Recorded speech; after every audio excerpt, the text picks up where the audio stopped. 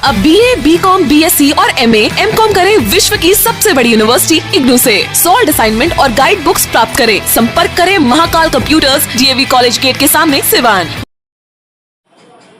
नमस्कार, आप देख रहे हैं TN लाइव और मैं हूँ शालिनी। आज की बात शालिनी के साथ में शुरू करते हैं आज की बात। और आज मैं आपसे बात करने वाली हूँ कोरोना महामारी के बारे में। जी हाँ, कोरोना महामारी ने एक तरफ आर्थिक विपन्नता लाई तो दूसरी तरफ लोगों के खुशियों को छीन लिया। जी हाँ, बहुत सारे लोग ऐसे हैं जो कोरोना की वजह से दर दर की ठोकरें खाने पे मजबूर हैं। कोरोना की पहली लहर ने ही देश की कमर तोड़ रखी थी कि दूसरी लहर आ गई और अब आशंका जताई जा रही है कि कोरोना की तीसरी लहर भी आने वाली है। यह तीसरी लहर पहली और दूसरी लहर से ज़्यादा घातक होगी, ऐसा एक्सपर्ट यानी विशेषज्ञ मानते हैं। आइए बात करते हैं कोरोना की पहली लहर में क्या हुआ। कोरोना की पहली लहर में सरकार ने खूब तैयारी की और इसका नतीजा यह निकला कि लाखों लोग यानी कि श्रमिक वर्ग, मजदूर, किसान सभी पैदल चले। लोग जहां अटके थे लॉकडाउन की वजह से वहीं अटके रह गए। कुछ लोग बीच में बस स्टॉप पे, रेलवे स्टेशन पे मिले, उनको खाने पीने की दिक्कतों का सामना करना पड़ा। तमाम दिक्कतें आई, आर्थिक रूप से देश पिछड़ गया और लोगों की रोजी रोटी छिन गई। यह था पहला कोरोना लहर का असर। और दूसरी कोरोना लहर ने सरकार की पूरी तरह से पोल खोल के रख दी, यानी कि आप यूँ कहें कि सरकार की पूरी तरह से कलई खुल गई। दूसरी लहर ने जहां बताया कि कैसे सरकार साल भर में वो उस चीज़ को मैनेज नहीं कर पाई जो चीज़ उनको पहले कर लेनी चाहिए। हॉस्पिटल्स में बेड की कमी, ऑक्सीजन सिलेंडर की कमी, ये सब कमियों से देश इतना बेहाल हो गया कि लाशों के ढेर बिछने लगे। मामला यहाँ तक पहुँच गया कि लोगों को लाश जलाने के लिए ज़मीन तक नहीं मिली। बहुत लोग ऐसे हैं जो खुद के लोगों को कंधा देने पे खुद ही मजबूर थे और लोगों ने साथ तक नहीं दिया, ना प्रशासन ने, ना आम जनता ने। जी हाँ, ये था दूसरा वेव का मंजर जो कि अत्यधिक डरा देने वाला है। सरकारी आंकड़ों की माने तो दूसरी वेव में बिहार में लगभग 50 से अधिक मौतें डेली हो रही थी। तो आप अगर सरकारी या आंकड़ों को मानते हैं, अगर ये सही है तो आप अंदाज़ा लगा सकते हैं कि हकीकत में जो आंकड़े दर्ज नहीं होते वो कितने तक जाएंगे। तो ये था दूसरा वेव। अब थर्ड वेव की जो आशंका जताई जा रही है वो ये बताया जा रहा है कि थर्ड वेव में बच्चों को ज़्यादा नुकसान होगा। आपको बता दें कि फर्स्ट वेव और सेकेंड वेव में भी वैक्सीनेशन की कमी थी। जिसको फर्स्ट डोज मिल पाया उसको सेकेंड डोज तक नहीं मिली। तो ऐसे में वैक्सीनेशन की कमी, ऑक्सीजन की कमी, बेड की कमी, डॉक्टरों की कमी, हॉस्पिटल्स की कमी, सारी कमियों को कैसे थर्ड वेव पूरा करेगा। और थर्ड वेव में दो तरह की बातें सामने आ रही हैं। एक ये बात है कि ये थर्ड वेव जो है, तीसरी लहर जो है, बच्चों को ज़्यादा नुकसान पहुंचाएगी। वो इसलिए क्योंकि बच्चों का ऑलरेडी इम्यून सिस्टम कमज़ोर होता है और ऐसे में बच्चे ज़्यादा प्रभावी रूप से इस लहर की चपेट में आ सकते हैं। दूसरी बात ये भी कही जा रही है कि चूँकि फर्स्ट और सेकेंड वेव में लगभग लोगों का वैक्सीनेशन हो चुका होगा और हर्ड इम्यूनिटी की बात आपने सुनी होगी, तो वो आ जाएगा, तो शायद थर्ड वेव में थोड़ी कम मौतें हों और थोड़ी मतलब इसकी गंभीरता कम हो जाए। लेकिन आपको ये मान के चलना होगा कि सरकार की तरफ से जैसे फर्स्ट वेव में पूरा साल बीता, सेकेंड वेव आया है, कोई इंतज़ाम नहीं हुआ, वैसे ही थर्ड वेव में कोई इंतज़ाम नहीं होगा। आपको बता दें कि फर्स्ट वेव से सेकेंड वेव के अंतराल में बहुत सारी योजनाएं आई, लेकिन उसका लाभ शायद ही किसी को मिला हो। और ये इसलिए है क्योंकि ब्यूरोक्रेसी पूरी तरह से भ्रष्टाचार में लिप्त है और स्लो मोशन में ब्यूरोक्रेसी में काम होता है। तमाम तरह के कागजात, तमाम तरह की पेचीदगियाँ आम इंसान को और मजबूर बना देती हैं। उनको खाने पीने की हर तरह की दिक्कतों का सामना करना पड़ता है। तो आप सरकार से ये गुंजाइश छोड़ दें कि सरकार आपकी मदद करेगी और थर्ड वेव थम जाएगा। ऐसा कुछ नहीं होने वाला है। हाँ, इस थर्ड वेव के लिए सरकार की तरफ से भी कुछ तैयारियां की जा रही है।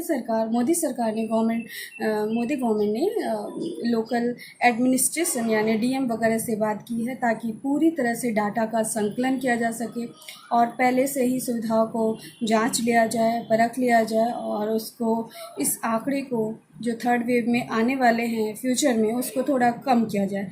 लेकिन सिर्फ ये मुनासिब नहीं होगा, और भी बहुत सारी चीज़ें करने की ज़रूरत होगी। सबसे ज़्यादा ज़रूरत है आम इंसान को जागरूक होने की। एक आम इंसान ही शायद ही किसी को मिला हो, और ये इसलिए है क्योंकि ब्यूरोक्रेसी पूरी तरह से भ्रष्टाचार में लिप्त है और स्लो मोशन में ब्यूरोक्रेसी में काम होता है। तमाम तरह के कागजात, तमाम तरह की पेचीदगियाँ आम इंसान को और मजबूर बना देती हैं। उनको खाने पीने की हर तरह की दिक्कतों का सामना करना पड़ता है। तो आप सरकार से ये गुंजाइश छोड़ दें कि सरकार आपकी मदद करेगी और थर्ड वेव थम जाएगा। ऐसा कुछ नहीं होने वाला है। हाँ, इस थर्ड वेव के लिए सरकार की तरफ से भी कुछ तैयारियां की जा रही है। मोदी गवर्नमेंट ने लोकल एडमिनिस्ट्रेशन यानी डीएम वगैरह से बात की है ताकि पूरी तरह से डाटा का संकलन किया जा सके और पहले से ही सुविधाओं को जांच लिया जाए, परख लिया जाए और उसको इस आंकड़े को जो थर्ड वेव में आने वाले हैं फ्यूचर में उसको थोड़ा कम किया जाए। लेकिन सिर्फ ये मुनासिब नहीं होगा, और भी बहुत सारी चीज़ें करने की ज़रूरत होगी। सबसे ज़्यादा ज़रूरत है आम इंसान को जागरूक होने की। एक आम इंसान ही बहुत कुछ कर सकता है। हाँ, संघवाद भी बहुत कुछ कर सकता है अगर संघ और राज्य दोनों साथ साथ चले और मेडिकल डिप्लोमेसी जैसे टर्म यूज़ करे और सोचे कि हेल्थ को और कैसे बेटर बनाया जाए और हेल्थ को प्रत्येक नागरिक तक कैसे पहुंचाया जाए। अगर इतनी जिम्मेदार सरकार होती है तभी हम कुछ और अच्छा होने की उम्मीद कर सकते हैं। एक और आपको न्यूज़ बता देना चाहती हूँ कि first wave, second wave, third wave के अलावा कोरोना जैसी महामारी के अलावा भी कई सारी बीमारियां बिहार में दस्तक दे चुकी हैं। उसमें से एक और बीमारी है जिसको महामारी सरकार ने घोषित कर दिया है, वो है ब्लैक फंगस। जी हाँ, यह भी एक तरह का कवक है जो इंसान के लंग्स पे असर करता है। इसकी शुरुआती लक्षण आँखों में लालीपन आ जाता है, कई बार तो आँखों से रोशनी तक चली जाती है। तो इस बीमारी को भी नज़रअंदाज करने की ज़रूरत नहीं है, आपको इसमें भी गंभीर रहने की ज़रूरत है। और जो लोग कोरोना के पेशेंट हैं उनको ये बीमारी आसानी से इन्फेक्ट कर रही है, तो आप अपना बचाव रखें, अपना इम्यून सिस्टम मजबूत रखें, अपना वैक्सीनेशन लगवाएं और अपना ख्याल रखें। मास्क लगाएं, घर में रहें, जो उचित गाइडलाइंस है उसका पालन करें। आगे और भी न्यूज़ लेकर हम आपके सामने हाजिर होंगे। तब तक के लिए आप अपना ख्याल रखें। टेक केयर, बाय बाय, नमस्कार। आभूषण की दुनिया में एक विश्वसनीय नाम, न्यू भारतीय अलंकार ज्वेलर्स, हॉलमार्क जेवर के विक्रेता, सुनार टोली चौक, शांति वट वृक्ष के ठीक सामने सिवान। हमारे यहाँ आकर्षक एवं शुद्ध हॉलमार्क जेवरों की उचित मूल्य पर खरीदारी करें। व्यवहार व विश्वास हमारी पहचान। न्यू भारतीय अलंकार ज्वेलर्स, सुनार टोली चौक, शांति वट वृक्ष के सामने सिवान। Mobile number 9631402553। सिवान में 24 घंटा इमरजेंसी सेवा देने वाला एकमात्र शांति हॉस्पिटल चकिया रोड सिवान, जहां पीएमसीएच पटना से आए नवजात एवं शिशु रोग विशेषज्ञ डॉक्टर आमिर अहमद द्वारा बच्चों का किया जा रहा बेहतर इलाज। हमारे यहाँ 18 वर्ष अर्थात शिशु से किशोर अवस्था तक का इलाज, अत्याधुनिक एयर कंडीशनड NICU और PICU, बड़े बच्चों का ICU, general ward and private room, बच्चों के दिमाग संबंधित सभी प्रकार के दर्द रहित टीकाकरण की सुविधा, अत्याधुनिक ventilator, HFNC, CPAP, central oxygen supply system ABC, nebulisation, radiant warmer, incubator, LED photography, multi para monitor, infusion pump की सुविधा। नवजात बच्चों के इलाज हेतु आज ही चलें शांति हॉस्पिटल चकिया रोड सिवान। संपर्क सूत्र 9523305033, 7561919462। बंगाल की मशहूर मिठाई के साथ अब आपके शहर सिवान में खुल गया है Kumar sweets, hospital road Siwan. गुड़ का बंगाली रसगुल्ला, संदेश, मिष्टी दोई, मलाई चमचम, केसर रसमलाई, 2-in-1 स्पंज के साथ और भी कई बंगाल की प्रसिद्ध मिठाइयाँ उपलब्ध हैं। साथ ही कुमार मस्त जायका, जहां स्वादिष्ट चाट, छोले भटूरे, पाव भाजी, रोल, चाउमीन, बर्गर, समोसा इत्यादि भी मिलता है। डॉक्टर्स कॉलोनी, राजीव नगर, पकड़ी मोड़, गौशाला रोड, सिवान। शादी विवाह के शुभ अवसर पर ऑर्डर भी लिया जाता है। तो याद रखें, कुमार स्वीट्स एंड कुमार मस्त जायका, सिवान।